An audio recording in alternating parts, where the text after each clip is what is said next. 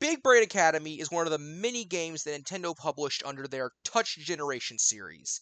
A series that included games like Brain Age, Flash Focus, I think Personal Trainer Cooking might have been under there. I don't remember. They also had Elite Beat Agents under there. Interesting choice.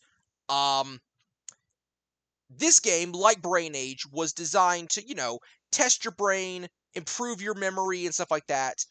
But unlike Brain Age, that kind of focused on math, reading, and a few other things, Big Brain Academy is structured more like a school test. It tests you on 5 different categories. Think, which is more like a memory thing, or just like, think about it. Memorize, obviously. Analyze, again, obviously. Compute, and identify. All 5 things pretty self-explanatory. There are 15 total mini games that you could play in the game, 3 for each one, and there are 3 game modes. There's what are they called again? There's practice, there's test, and there's versus. So practice is the first one that we should probably go over first because test is what they recommend you start with, but it's easier to explain test if I explain practice first. So practice lets you practice each of the different mini games. Again, I don't know if I already mentioned this. I probably did short-term memory or whatever. There's 5 different categories, each of them having 3, so there's 15. Think the mini games that are included under Think are heavyweight, which self-explanatory. Which of these things are the heaviest? And it first starts out with 2 things, but it slowly or quickly, depending on which difficulty, increases to 3 things, 4 things. Uh-oh, now there's like 17 things on these scales. Which one is making it go down the most with fewer things? So, pretty self-explanatory. Pathfinder. This is one I am notoriously bad at. If you've ever played Mega Man X and you have done the spider boss fight in Sigma's stage, you know how you gotta follow the spider down? It's like that. For those of you that are not gamers, there's an animal at the top. There's 4 lines with rows connecting. It turns left at each new line it hits, unless it's a wall, and then it goes right. I probably did a bad job explaining it. It's basically the animal's at the top. Which of the 4 lines will it end up at the bottom of when it gets to the bottom? I'm terrible at this, as you can, understand from me explaining it. Then there's Boneyard. I like this one. So you have a dog, and it needs to get to a bone. But there are arrows at the top. That is the directions the dog will move. You need to look at the arrows and figure out which square on the grid is the dog going to end up when it's all said and done. And eventually there are boxes that will push the dog. So you got to figure out, which direction is the dog going to move and which direction of the box is going to push the dog. And honestly, this one's fun. Now the kicker for these are they're not hard, but you've got about 60 seconds. It may be 45. I didn't actually pay attention. I'm gonna say 60, but I can't remember. You got a very strict time limit to get as many of these things done as fast as you can, because it's testing your brain. Then I went too far in my notes. Then there's memorize. Memorize, it's all memory stuff. First and foremost, what object makes what noise? Or just memorize the sound. Now, the thing about this game is that it's a little misleading when it explains what the mini games are. For example, this one just says memorize the sounds. When in reality it's going to play between 3 to 5 sounds from different things. You need to tap the things that made the sounds in the correct order. Obviously not hard, but a few of them could explain the things you're doing a little bit better, personally. But at the same time, I don't think it matters too much at the end of the day, as it's pretty darn easy to figure it out once you start doing it. Then there's memorize the numbers and symbols and enter them correctly. So you have a keypad in front of you, like number pad and stuff. You'll be given like 64, re-input 64. You'll be given 752, re-put in 752. You'll be given 1-1 uh club of cards symbol 4, re-input that. And the numbers get longer and they also stay on screen for less time. So you've got to quickly look at it, remember it, re-input it. So I hope you got fast reading eyes. And hey, some of these numbers I think can get up to 5 or 6 digits, so it's not easy towards some of these, especially in these harder difficulties. The third one, this one's very misleading. It just says memorize the images. Um, it is not memorize the images and re-input them in the order. No, it is memorize the images. You'll either do what I just said and re-input them in the correct order, or you got to figure out which one is missing and re-input it. So this one is not said as 100% as it could be. It's whatever. I would say out of all the mini games, this is one of the more least interesting in my opinion. But it's memory. Third category. The third category is analyze. The first one of this is connect the missing lines shown. It's basically connect the dots. Connect the missing lines shown on the image above. So you are going to be given in a connect the dots image, and on the bottom or top or bottom screen there will be a red line. They are not asking you to reconnect all the dots. They are asking you to connect the one string of dots highlighted in red. That took me a second to figure out because I probably did not read that correctly when I played it. But here's the kicker. It's not always the same image. It may be flipped. So keep that in mind. But yeah, it's just connect the colored line. Count the cubes. Don't forget the missing ones. You are given a selection of cubes, and you have to count how many cubes are on screen. So you may be given like a row of 4 going across and a row of 3 going through the middle. So you would say 6, because there's 6 cubes there. But here's the kicker. They may be stacked. So it could be like a staircase, like a cubed staircase. So you would count the ones you can see, but you also have to remember to count the ones that are stacked on top of that you can't see. So it's like a row of 3, a row of 2, and 1, and just building a staircase up from that. You got to remember to count the ones in the back. This one is actually pretty fun, in my opinion, but I like this sort of stuff.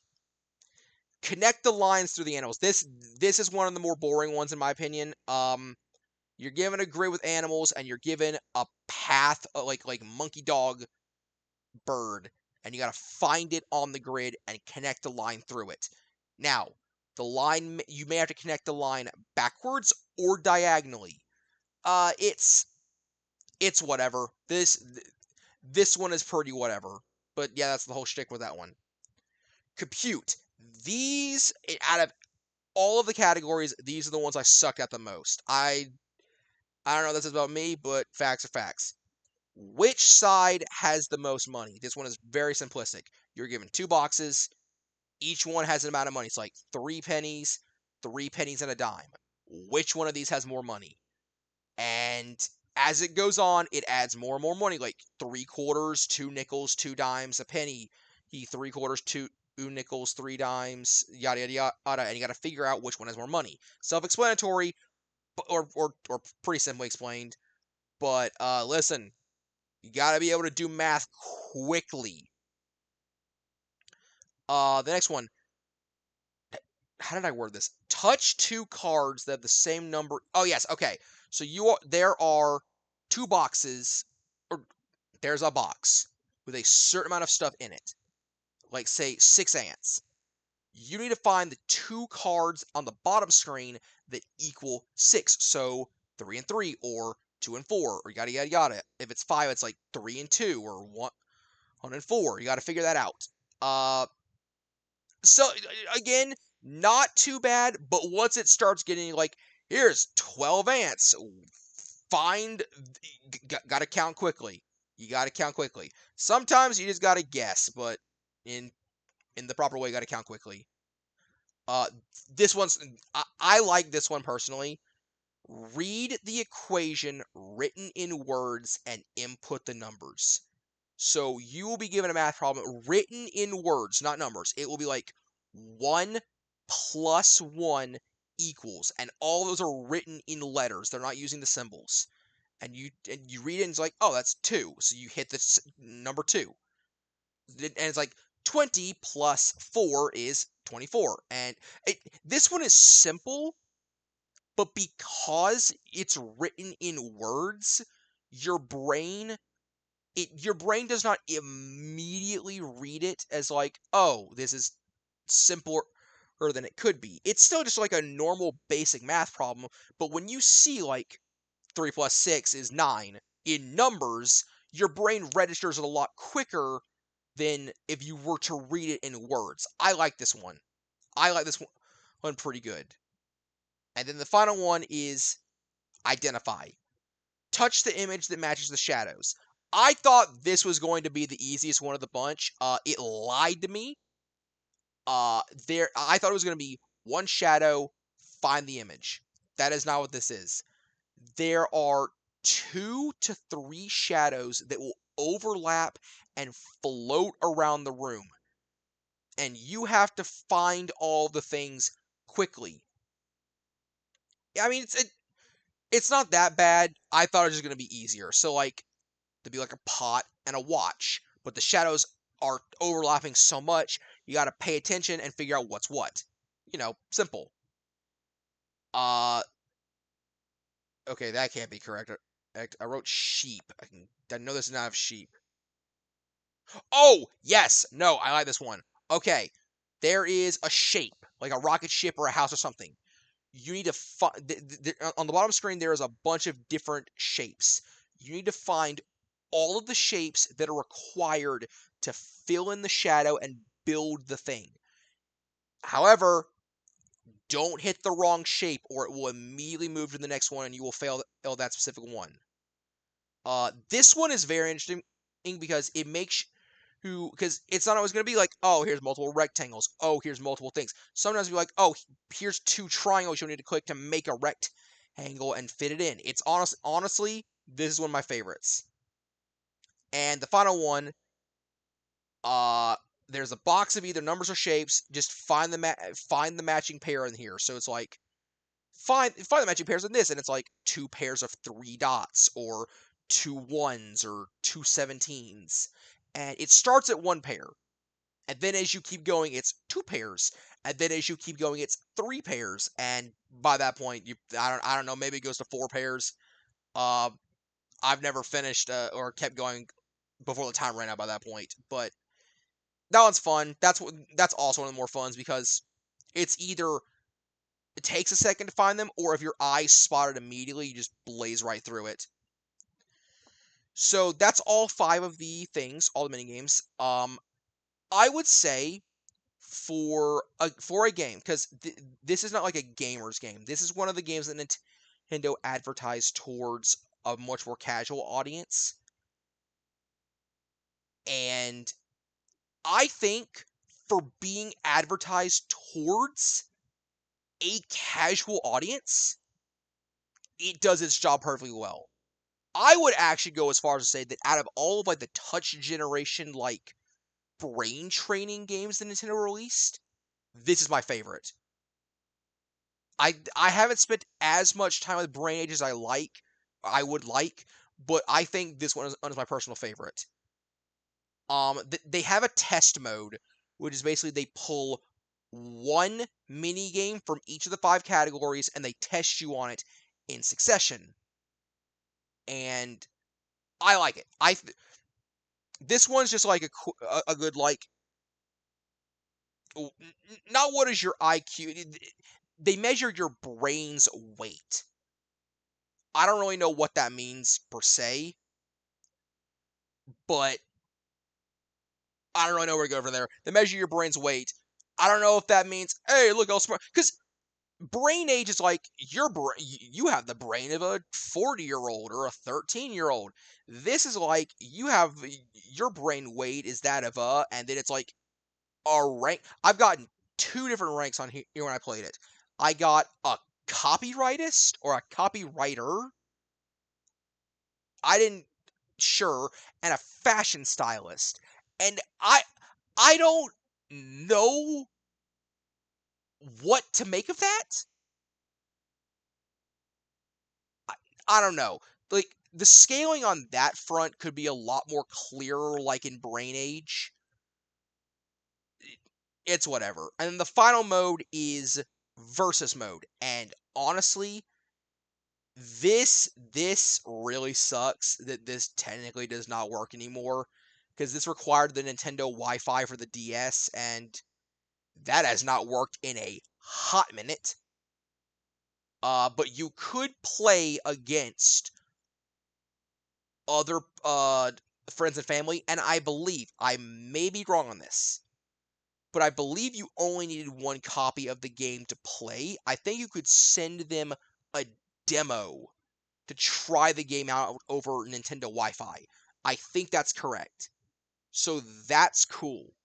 You may need 2 copies. The demo may just be for test mode. I'm not sure. But if I am correct, that's really cool. And regardless, now obviously I did not get to play it because I'm far too late for this train. But if it is just playing the mini games against another player, brother, that sounds fun as heck. I am so that would I do that. That's where I think this game would shine is in its multiplayer.